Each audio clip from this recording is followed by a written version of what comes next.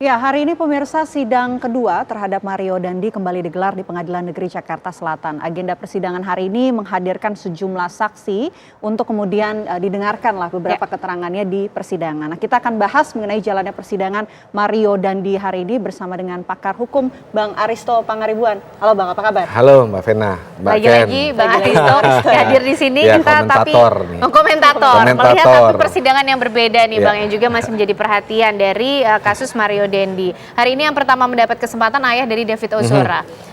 Sebenarnya apa poin yang ingin dicari atau digali oleh jaksa dihadirkan dalam persidangan sehingga nanti menjadi satu variabel yang akan diperhitungkan oleh hakim dari kesaksian seorang ayah David sebagai korban?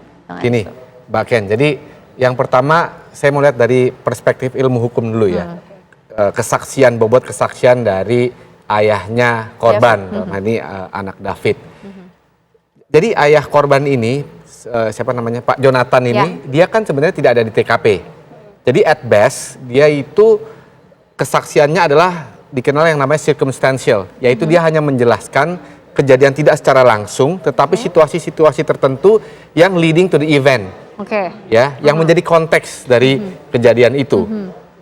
Kalau saya lihat tadi, ada dua konsep kesaksiannya, inti kesaksiannya. Yang pertama, ini kan dakwaannya ini kan soal perencanaan, menganiaya yang berencana. Jadi yang pertama itu soal metodikalnya, metode perencanaannya itu seperti apa. Makanya kalau kita lihat tadi pertanyaan-pertanyaannya kan adalah apa yang Anda tahu dari mana kejadiannya. Kemudian juga jaksa lihat nggak handphonenya si David? Oh saya lihat handphonenya David. Ini ada ancaman. Ternyata ada sebelum ancaman pancingan-pancingan dulu kan, ada pancingan-pancingan supaya David itu mau bertemu dengan Agnes. Ternyata di belakangnya Agnes itu ada Mario Dandi dan Shane. Kan itu ada pancingan-pancingan. Itu kan metode. Ya, ini metode itu kan membuktikan untuk perencanaan. Dia melihat setelah setelah melihat handphonenya David. Tapi diingat, itu dia tahu dari handphone. Jadi bukan dia yang tahu, dia tahu dari handphone orang lain, yaitu anaknya. Yaitu makanya saya bilang situasi-situasi tertentu. Itu yang pertama. Kemudian yang kedua itu adalah pertanyaan hakim tadi soal akibat dari penganiayaan. Jadi bukan penganiayaannya, jadi bukan proses bagaimana David dipukul, prosesnya setelahnya, karena kan dia nggak tahu. Ya, jadi setelahnya kan ada pertanyaan cederanya bagaimana, apakah amnesia, apakah ada cedera permanen. Jadi ada dua inti dari keterangan tersebut. Nah itu yang saya bilang itu adalah circumstantial evidence. Nah yang kedua, circumstantial evidence bukannya nggak boleh dipakai, itu boleh dipakai, tetapi dia hanya sifatnya supporting terhadap bukti-bukti yang lain, bukti-bukti kesaksian yang lain. Makanya kan habis ini kan kita dengar kesaksiannya orang-orang yang ada di TKP kan, ya orang termasuk temennya si David itu ya ketika David itu Renjiro yang ada di situ. Nah itu jadi patternnya itu dilihat, oh bener loh ada kejadian seperti ini, nah gitu. Saya lihat juga yang kedua, saya tambahkan yang kedua, memang tadi pengacaranya Shane ya dan Mario, kalau saya pengacara Shane dia juga keberatan kan, soal dia bilang ini testimonium de auditu, itu sama aja, testimonium de auditu artinya hearsay, orang yang tahu keterangan dari orang lain. Jadi yang nggak langsung, itu yang saya bilang circumstantial bahasanya, atau situasi tertentu yang dia tidak tahu, tapi ada hubungannya dengan perkara ini, itu kira-kira. Tapi dengan adanya kesaksian dari ayah David yang tadi mungkin bisa menjelaskan soal perencanaan, kemudian akibatnya seperti apa, ini juga bisa menambah bobot dan menjadi pertimbangan hakim sampai seberapa kuat sih Bang Aristo nanti ketika kemudian menjatuhkan bentuk tanggung jawab sebesar apa yang harus diberikan pada Mario Dandi dan juga Shane? Gini nih, ini ada dua hal. Satu, kita lihat dalam perspektif ilmu hukum secara teori. Apa maksudnya? Kekuatan pembuktiannya. Kalau saya bilang tadi kekuatan pembuktian itu nggak mutlak, karena ini supporting evidence, aksesoris aja. Jadi dia harus didukung oleh bukti saksi yang lain, yang harus ngomong sesuai dengan keterangannya, keterangannya dia.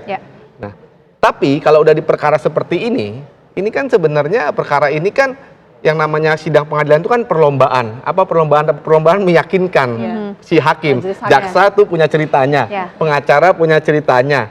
Nah ini udah tekanan publik begitu besar, udah ada di mana-mana. Jadi keterangan ayah David ini krusial karena dia pertama kali diperiksa nih.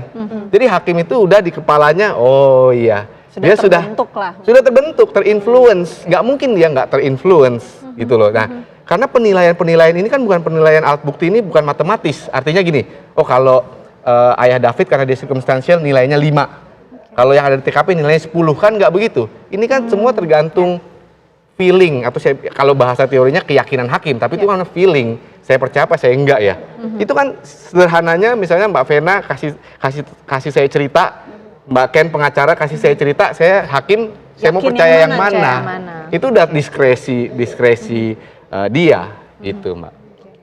Selain dari ayah David Ozora, hari ini kan juga ada 3 yang merupakan satu keluarga ya, ayah, orang tua, ibu, dan juga teman dari David Ozora, Renjiro yang juga dihadirkan. Tapi kalau kita bandingkan keterangan dari ayah David Ozora dan juga ini ketiga orang ini kan nampaknya ada di tempat kejadian perkara pada saat itu yang melaporkan juga. Nah ini seperti apa nanti jalannya pemeriksaan terhadap ketiganya? Pasti sama, saya pikir, jadi sebenarnya di perkara ini ada 3 ya, yang harus 3 tema yang harus didiskusikan, yang harus dibuktikan. Tema pertama, karena penganiayaan berencana, rencananya itu metode. Metode penganiayaannya seperti apa sih? Metode memancingnya, metode mukulinnya, itu satu. Yang kedua adalah pemukulannya itu sendiri. Nah ini kan yang missing sebenarnya. Pemukulannya itu sendiri yang missing tadi di ayah David itu kan nggak bisa menjelaskan itu karena dia nggak ada. Ya, yang ketiga kan akibatnya. Jadi kalau soal keluarga itu, yang pertama Renjiro itu kan kita dengar kesaksian, ternyata Renjiro itu juga sebenarnya mengetahui rencana itu, dia tahu ada pancingan-pancingan itu kan. Bahkan tadi kita dengar di keterangan ayah David, saya sempat dengar Renjiro ikut membalas WhatsApp, ya. Dia sempat berkomunikasi baik dengan Mario, dengan AG melalui handphonenya anak AG. Nah ini metodikal atau perencanaannya dia akan ditanyakan langsung, dan kekuatan pembuktiannya si Renjiro ini lebih kuat daripada ayah David karena dia yang berinteraksi langsung. Bisa meyakinkan langsung ya. Dia yang bisa meyakinkan langsung. Nah ini menambah poin perencanaan itu tadi. Menambah poin perencanaan itu ya. Yang kedua pasti soal kejadiannya, yaitu menganiayanya, mukulinnya. Saya nggak tahu apakah dia betul-betul melihat atau tidak, tapi kan dia yang menyetop itu kan.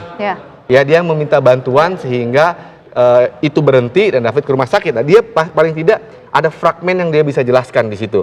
Apakah dia mengetahui dari awal sampai akhir, apakah dia hanya mengetahui parsial beberapa persen penganiayaannya, itu akan membantu hakim. Nah kemudian akibatnya juga nanti kan pasti akan ditanya. Tahu nggak apakah dia ikut ke rumah sakit atau enggak, hal-hal seperti yang ditanya nanti. Oke, berarti 3 poin ini yang akan dikejar oleh hakim mengenai perencanaan, eksekusi, dan juga akibat dari saksi-saksi yang dihadirkan pada hari ini ya Bang Aristo ya. Nah kalau Bang Aristo melihat jalannya persidangan setidaknya sampai sejauh ini kan menjadi suatu perkara yang mudah untuk dibuktikan kah? Atau seperti apa? Sebenarnya gampang banget. Kayak saya bilang, kenapa saya bilang gampang banget? Karena gini, ini tuh secara komplikasi tidak kompleks. Kenapa saya bilang tidak kompleks? Karena kan semuanya ada buktinya, ada chatting, mengancam ada di chatting. Bahkan tadi ada voice note, tadi ada bilang saya tembak Brimob. Jadi ini menunjukkan bahwa pelakunya ini memang ya amatiran, artinya amatiran dalam hal untuk melakukan tindak pidana dia tidak memperhitungkan ke depannya bagaimana. Kalau pelaku pidana profesional kan dia bisa pikir, ngapain saya kasih voice note, saya ngapain saya WhatsApp, ini kan bisa upaya menghilangkan bukti-bukti yang iya dong, paling bagus menghilangkan barang bukti. Kalau saya melakukan kejahatan, saya nggak mau ada jejaknya. Ini kan jejaknya di mana-mana. Ini kan sederhana sebenarnya, ya.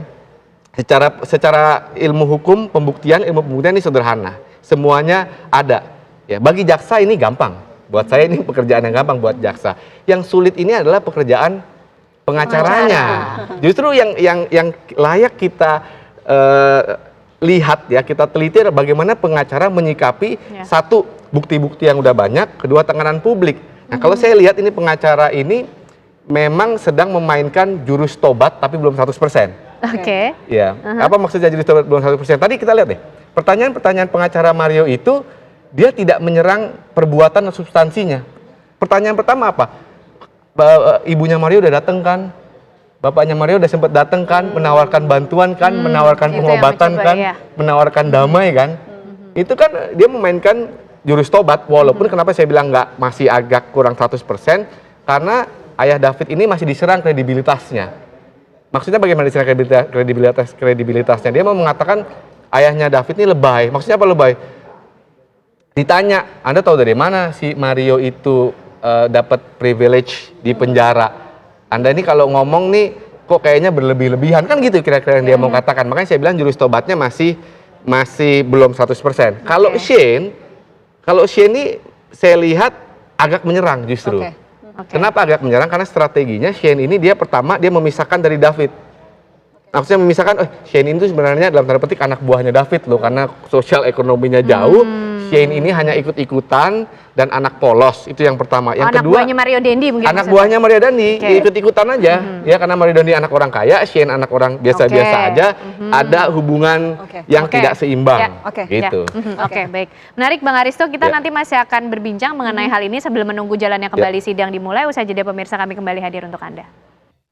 Masih bersama kami di Apa Kabar Indonesia Siang, pemirsa, sambil menunggu kembali jalannya sidang, saya mau ajak lagi ngobrol bersama dengan Bang Aristo Pangaribuan. Menarik Bang, tadi ketika Bang Aristo bilang yang bisa dilakukan oleh pihak Mario Dendi nampaknya sekarang ini jurus tobat, tapi tidak 100%. Apakah ini strategi yang dipilih oleh pihak Mario Dendi untuk mencoba mempengaruhi bagaimana perhitungan dan keputusan hakim, dan seberapa besar pengaruhnya terhadap hakim itu sendiri, Bang Aristo? Ini cara paling gampang untuk melihat persidangan itu adalah melihat orang-orang yang terlibat di dalamnya itu punya kepentingan masing-masing. Jadi jaksa punya kepentingan membuktikan, pengacara dan terdakwanya ini punya kepentingan untuk membebaskan dirinya paling tidak atau meringankan. Nah, lihat dari konteks perkara ini yang udah jadi tekanan publik ya, ini TV One aja udah berapa kali nih ngundang saya ngomongin ini. Jadi yang bisa dilakukan kalau udah begini, ya tadi saya bilang sebenarnya jurus tobat aja. Dan saya lihat ini sudah mulai dilakukan, walaupun saya bilang tadi belum 100%. Kenapa saya bilang sudah mulai dilakukan? Yaitu kata-kata pertamanya tadi dari pengacara pas nanya, dia nggak bicara soal substansi kasus. Ya, dia bicara soal keluarganya Mario Dendi udah dateng kan, udah nawarin bisa bantuan kan. Bisa dibilang hopeless dong berarti kalau kita ngomongin substansi. Ya kalau udah begini udah hopeless. Kalau buat saya sih ini udah hopeless, tinggal bagaimana dia memainkan jurus tobat dengan baik. Nah kalau tadi saya lihat, Mario Dendi kan udah minta maaf juga tadi. Pertama cuma minta maafnya datar.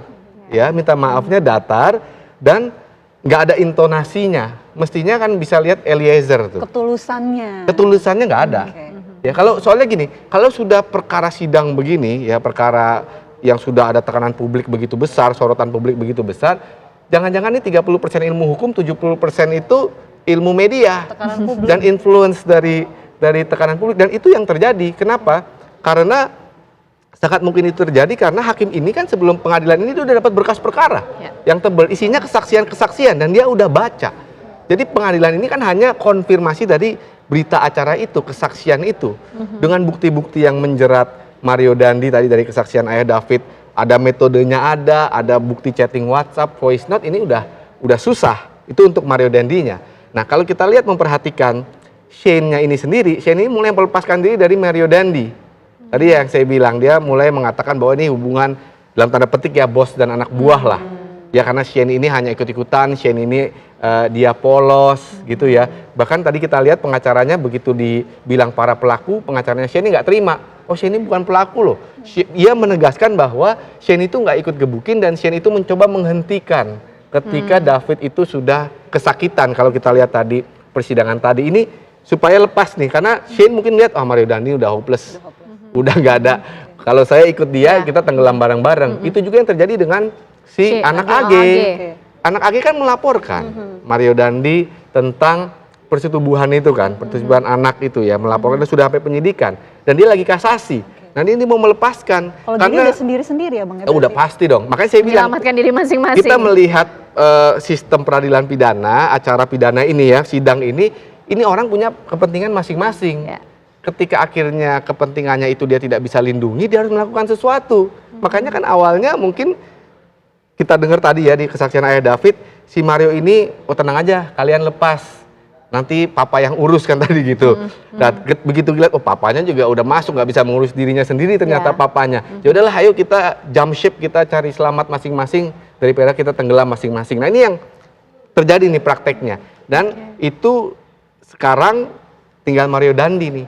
Artinya yang dia di pusarannya ini yang harus memainkan jurus tobat menurut saya bukan hanya 100% lagi tapi 1000%. Oke, itu strategi yang paling mungkin untuk dilakukan untuk mendapatkan hukuman yang ringan. Karena semua kamera tertuju kepada dia, bukti-bukti dan juga ada hatred dari publik yang luar biasa. Dan itu kita nggak bisa pungkiri, itu mempengaruhi keyakinan hakim itu sendiri. Oke.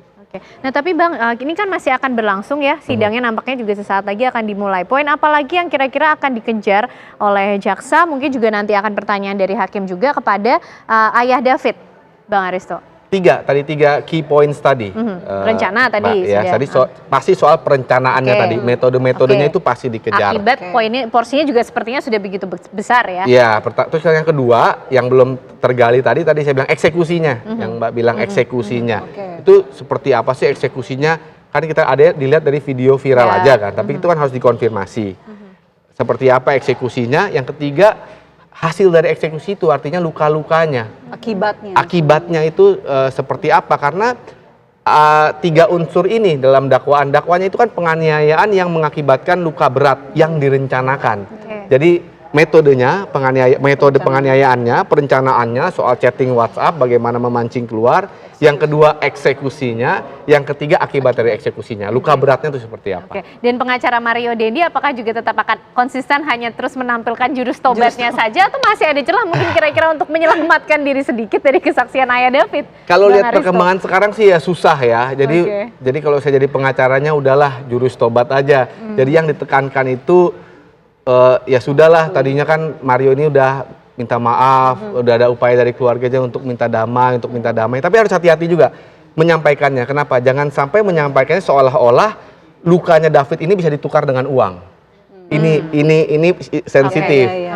Dia bagaimana harus menyampaikan itu seolah dia harus strateginya adalah pengacaranya si Mario ini Mario udah tulus minta maaf, dari keluarganya juga udah mau tobat, sudah mencoba menawarkan semuanya, tolong dimaafkan. Udah itu aja sesimpel itu udah. Sepertinya kita tidak akan mendengar pengacaranya ini akan berbicara lebih banyak mengenai substansi perkaranya ya. Menghindari dari area itu. Kayaknya enggak, kalau kita lihat tadi menghindari karena pertanyaan pertamanya aja tadi udah damai kan, udah didatengin kan oleh ibunya, udah didatengin kan oleh bapaknya, dan kita lihat reaksi dari ayah David juga nggak terlalu simpati ya terhadap pertanyaan itu ya. Dia bilang pokoknya ayah David ini kan pengennya, dia tadi nggak mengatakan mata ganti mata tuh, artinya maunya revenge. Nah ini sebenarnya dia harus bisa manfaatkan situasi ini sebenarnya. Jadi yang satu minta damai, yang satu masih pengen balas dendam gitu lah kira-kira. Tapi kalau Shane Lucas ini kan statementnya ataupun terlihatnya kalau dia ini hanyalah bawahan dari si Mario Dandi. Dalam tanda petik ya? Iya, dalam tanda petik ya. Itu berhasilkah kira-kira kalau itu secara konsisten dilakukan oleh tim kuasa hukum? Kalau ada bukti-buktinya sih berhasil. Apa maksudnya bukti-buktinya? Jadi gini, bukti-buktinya bisa dikatakan, pertama tentunya dari background keluarga, bahwa ada kesenjangan sosial ekonomi yang tinggi.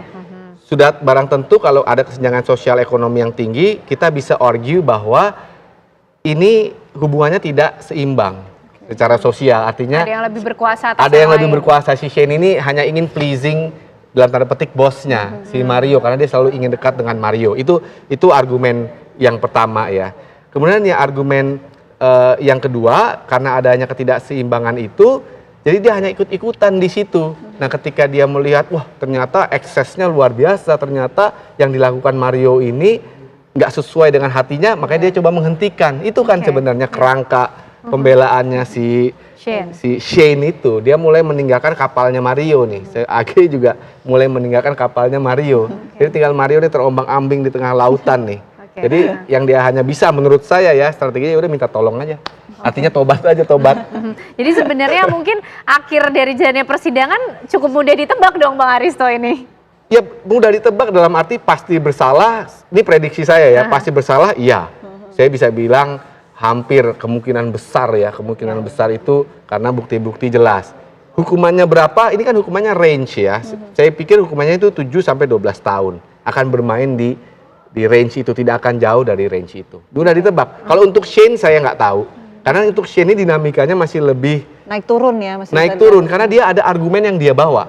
Tadi saya bilang argumen soal dia hanya ikut-ikutan dan dia sebenarnya anak yang polos, kemudian dia karena ikut-ikutan aja, kemudian dia sadar di tengah-tengah, kemudian mencoba menghentikan. Shane ini lebih ada argumen sebenarnya untuk membela. Bagaimana membuktikannya nanti? Tinggal bagaimana membuktikannya nanti. Oke, baik Bang Aristo, kita tentu nanti akan ikuti langsung bagaimana kelanjutan dari jalannya sidang hari ini dengan agenda pemeriksaan saksi. Terima kasih Bang Aristo Pangaribuan sudah bersama hari ini.